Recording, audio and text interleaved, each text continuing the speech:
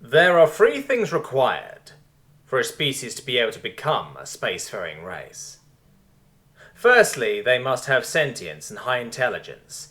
Second, while not necessarily required, there has never been a spacefaring species known to not have a sense of vision.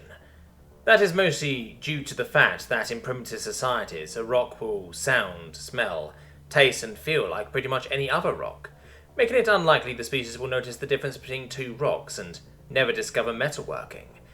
If they somehow did manage to discover metalworking, it is unlikely they would proceed very far scientifically, as many things cannot be smelled, heard, felt or tasted, and most of the important bits can't be seen without specialized optical equipment. And finally, appendages capable of fine manipulation of surroundings. The third part is what my species was lacking. Throughout tens of thousands of years of evolution, our invertebrate worm-like species was cursed with sentient intelligence, the ability to observe the world and the stars beyond in wonder, and engage in spiritual and philosophical debate. Our species has many large natural predators, and lacking the ability to fight back with weapons or build anything particularly useful, the surface was hostile, and even deep burrows fortified with compacted dirt was subject to breaches from tunneling predators. Our best fortifications involve many of our kind wiggling face first into rocks to block and open passages. And then, the aliens came. A group of scholars braving the surface predators to observe the stars noticed several moving one night. The next night, they came closer. The next morning, ships broke through our atmosphere and landed on our planet's single landmass. Alien life was theoretical before now, and at the time many wished it remained the same, as the aliens looked almost exactly like some of the more dangerous surface predators, which some believed would become sentient, as they began using tools to access our burrows and turn pit traps against us, only much larger and hairless.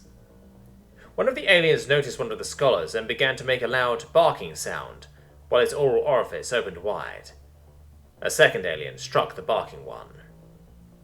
For several days they were distantly observed, as they began to create some manner of living and working area. Several groups arose in our society complaining about how unfair it was, that not only did we have the intelligence to realize we will never be able to even create what the aliens sleep in, and curse the universe for waving what we would never have in our faces, in the form of one of our greatest evolutionary ingrained fears, nevertheless. I was a member of one of these groups. We decided to take our anger out on the aliens, because at this point I and my like-minded friends simply did not care if we were killed and eaten at this point. We burrowed up, face pushing the blocking stone out of the way, and wiggled right up to the one who matched the scholar's description of the barking one. The resulting rant from the 8 members of our group, myself included, caused the barking one to bark again, loudly. It bent down, liquid streaming from his eyes, as it grabbed his sides. I thought we were in too deep, so I continued anyway. "And another thing, you slimeless pink airless ape! This is our planet, and you may as well kill us, since there is no way in creation we will ever accept neighbours as boorish, smug and stupid as you. Fuck you, I say, and fuck your manipulated appendages."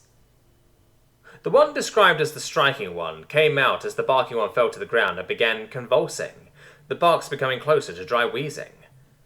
The striking one looked to us and us to it. It seemed to recognize we were trying to communicate and sat next to the still convulsing barking one. Several months later, we learned each other's languages. They offered to genetically modify us to provide us with manipulating appendages and provide technology and research to help us leave our planet, or at least become the dominant species on it.